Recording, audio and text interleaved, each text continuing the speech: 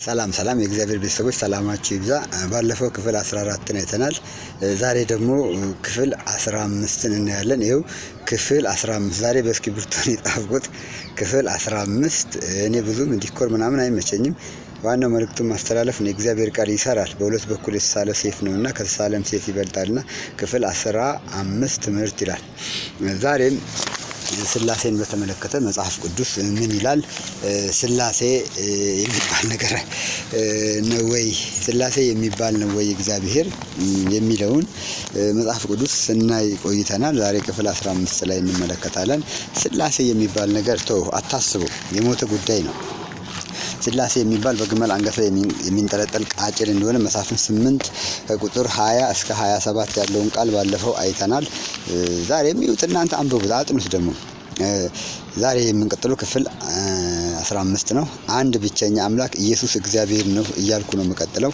እግዚአብሔር ነው እያልኩ ነው። ኢሳይያስ 25 ከቁጥር 6 እስከ 11 እስቲ የማነበው ዛሬ ደግሞ የሰራዊት ጌታ እግዚአብሔር ለሕዝቡ ሁሉ በዚህ ተራራ ላይ ታላቅ የሰባ ግብዣ ያረጀ የወይን ጠጅ ቅልጥም የሞላባቸው ነገሮችን የጥሩና ያረጀ የወይን ጠጅ ግብዣ ያደርጋል። ማን? የሰራዊት ጌታ እግዚአብሔር። የሰራዊት ጌታ እግዚአብሔር የተባለው ኢየሱስ ክርስቶስ ነው።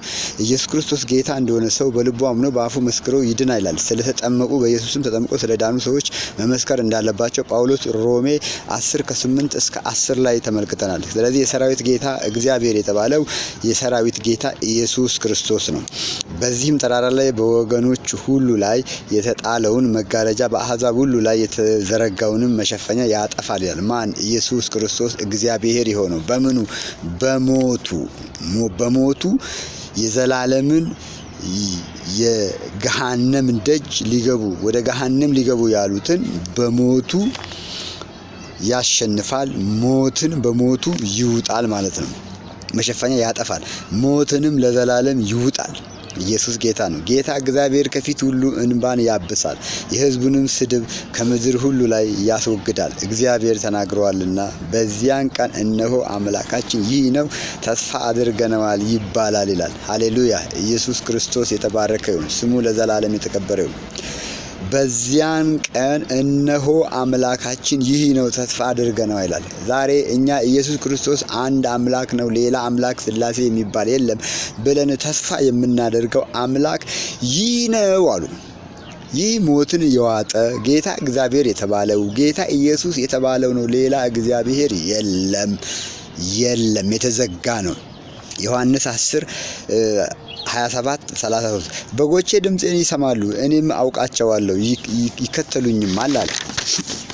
ያለው ኢየሱስ ነው። እኔም የዘላለም ሕይወትን እሰጣለሁ። አየ፣ ሞትን ድል የዋጠው ጌታ እግዚአብሔር ሕይወትን በሞት የሰጠ ወይም የቀየረ ነው ማለት ነው።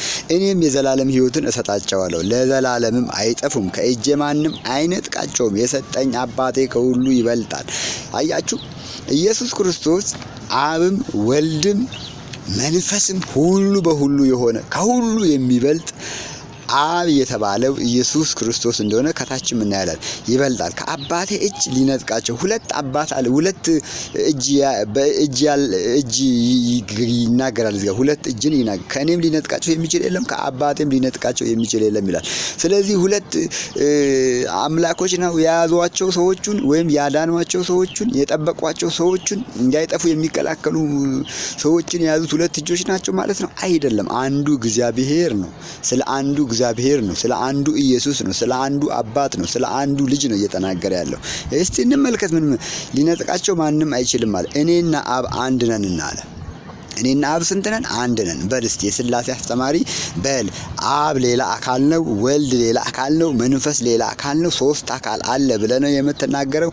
በል። የኢየሱስን ቃል ለማፍረስ ችሎታ ካለ አንድ ነን ብሏል።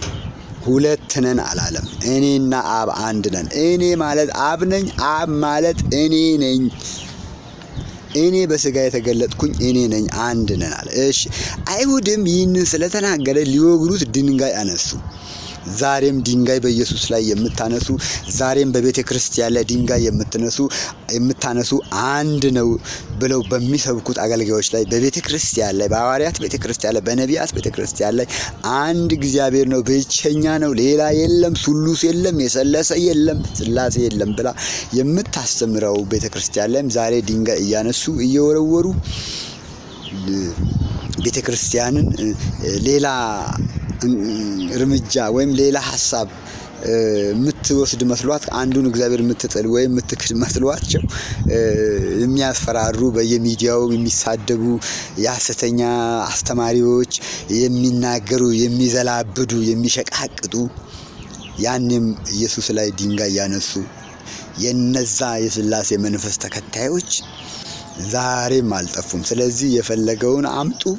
አይሁድ ሊወግሩት እኔና አብ አንድ ነን ሲል ራሱን እግዚአብሔር ነኝ እኔ እግዚአብሔር ነኝ ብሎ እያለ ነው። እኔና አብ አንድ ነን፣ ሁለት ነን አላለም። አብ ሌላ ነው፣ መንፈስ ሌላ ነው፣ ወልድ ሌላ ነው፣ ሶስት አካላት ነን አላለም። እኔና አብ አንድ ነን፣ አንድ አካል አለ። ብዙ መልካም ኢየሱስም ከአባቴ ብዙ መልካም ስራ አሳየዋችሁ፣ ከእነርሱ ስለማናቸው ስራ ትወግሩኛላችሁ ብሎ መለሰላቸው። አይሁድም ስለ መልካም ስራ አንወግርም፣ ስለ ስድብህ አሉት። አየህ እኔ ኢየሱስ እግዚአብሔር ነኝ፣ እኔ አብ ነኝ፣ እኔ እግዚአብሔር ነኝ፣ እኔ ፈጣሪ ነኝ ብሎ እኔና አብ አንድ ነን ማለት እኔ እግዚአብሔር ነኝ እያለ ነው። አንወግርም ስለ ስድብህ። አየህ እኔ እግዚአብሔር ነኝ ሲል ትሳደባለህ አሉት። ዛሬም ትሳደባላችሁ። እግዚአብሔር ሶስት ነው፣ እግዚአብሔር ሶስት ነው፣ እነዚህ ኢየሱስ ብቻ እነዚህ ኦል ጂሰሶች ትላለህ። ይሄው ኢየሱስንም እንደዛ ብለውታል። ትሳደባለህ አሉት። መሳደብ አይደለም፣ አንድ ብቻ ነኝ አለ። አንተ ሰው ስትሆን ራስህን አምላክ ስለማድረግህ ነው እንጂ ብለው መለሱለት። አያችሁ ኢየሱስ እግዚአብሔር ነኝ ብሎ ተናገረ። እነሱ ግን ድንጋይ አነሱና ራስህን እግዚአብሔር አድርጋል፣ አምላክ አድርጋል። ኢየሱስ አምላክ ነው። ዛሬም ሰይጣን ቅጥል ንድድ በል ሰይጣን። ኢየሱስ የተናገረውን ስለ ራሱ አምላክነት እኔ የምናገራለሁ፣ ቤተክርስቲያንም ትናገረች። እሺ ዮሐንስ 5:46-47 ሙሴንስ ብታምኑ እኔንም ባመናችሁ ነበር፣ እርሱ ስለ እኔ ጽፏልና። መጽሐፍትን ካላመናችሁ ግን ቃልን እንዴት ታምናላችሁ አለ። ሙሴ ከጥንት ጀምሮ ስለ እግዚአብሔር ብሎ የሚጽፈው ስለዚሁ ኢየሱስ ነው። በስጋ ስለተገለጠው እግዚአብሔር ስለነበረው ቃል ስለነበረው መንፈስ ስለነበረው ሰው ሆኖ አማኑኤል ሆኖ ለሰዎች ኃጢአት ሲል የመጣውን እግዚአብሔር ነው ሙሴም ሲሰብክ የነበረው። ስለዚህ ቃሉን ምናምን ከሆነ ሙሴ የጻፈው ስለ አንዱ እግዚአብሔር ነው። ሙሴ የሰበከው አንዱን እግዚአብሔር ነው። ኢየሱስም የተናገረው ሙሴ ስለ እኔ ጽፏል አለ። ሙሴ የጻፈውን ቃል አንድ እግዚአብሔር ነው ብሎ ብላችሁ ካላመናችሁ ስለዚህ ቃሌን እንዴት ታምናላችሁ አለ። ስለዚህ የእግዚአብሔር ቃል የታመነ ነው። የእግዚአብሔር ቃል የታመነ ነው። የእግዚአብሔር ቃል እውነተኛ ቃል ነው። የእግዚአብሔርን ቃል የሚያምን እግዚአብሔር አንድ ነው ይላል። የእግዚአብሔርን ቃል የማያምን የሰይጣንን ቃል የሚያምን እግዚአብሔር ሶስት ነው እያለ ይቀጥላል። እግዚአብሔር ግን ስንት ነው? አንድ ነው። ክፍል 16 እንቀጥላለን። መልካም ብሎ ቻው።